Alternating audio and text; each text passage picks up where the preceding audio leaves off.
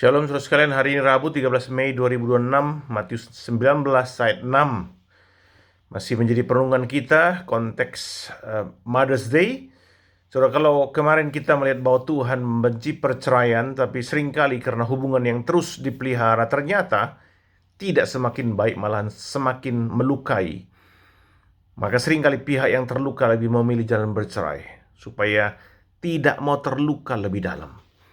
Sering kita mendengar kata-kata yang keluar akhirnya seperti ini, sudah capek dengan pernikahan ini. Pernikahan seperti membuatku sudah letih. Karena apa, saudara? Karena kedua-duanya, khususnya pihak yang melukai, lupa setelah menikah bukan hanya satu daging, tapi kesatuan juga, kesatuan jiwa. Nah, itu poin yang kedua, satu jiwa. Saudara, kemarin kita lihat satu daging.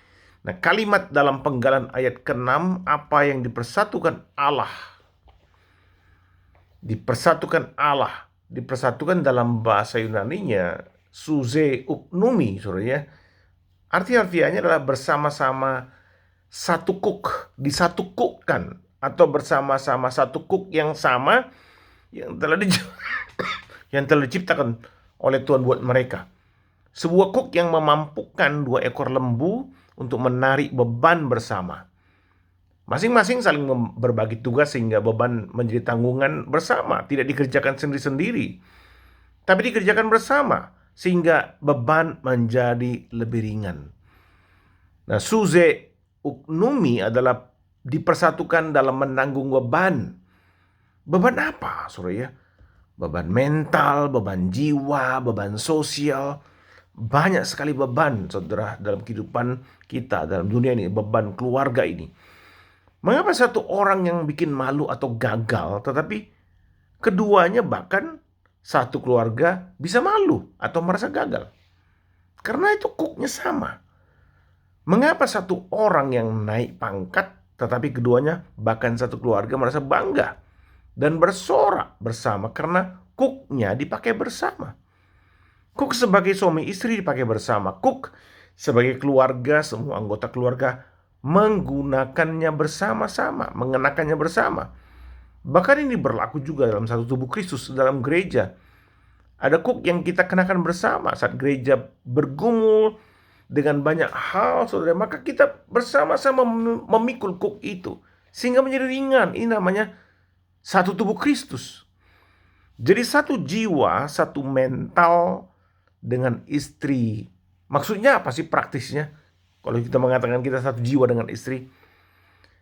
Saudara, setelah istri kita misalnya ya kerja seharian di luar rumah, apakah ada perhatian kita sebagai suami menanyakan atau mendengarkan sharing istri kita?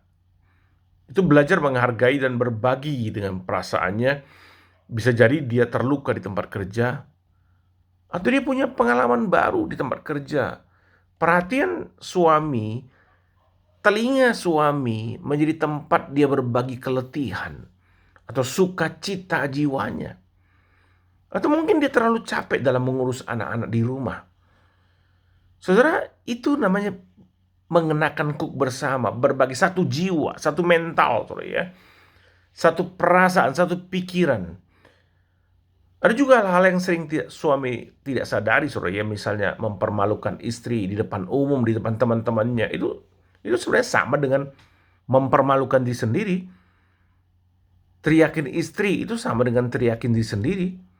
Bila istrimu sakit, maka engkau juga sakit, betul nggak? Bila istrimu sehat, maka engkau juga sehat. Pada bagian lain, siapa yang paling kuat menajamkan suaminya? Istri, saudara ya. Amsal 27 ayat 17.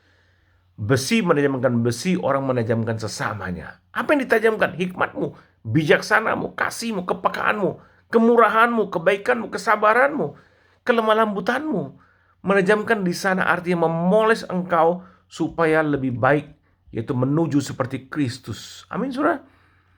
Pertanyaannya mengakhiri renungan kita hari ini adalah, kepada para suami, apakah engkau sejiwa, sepikiran, sehati dengan istrimu? Amin, saudara. Tuhan memberkati saudara sekalian.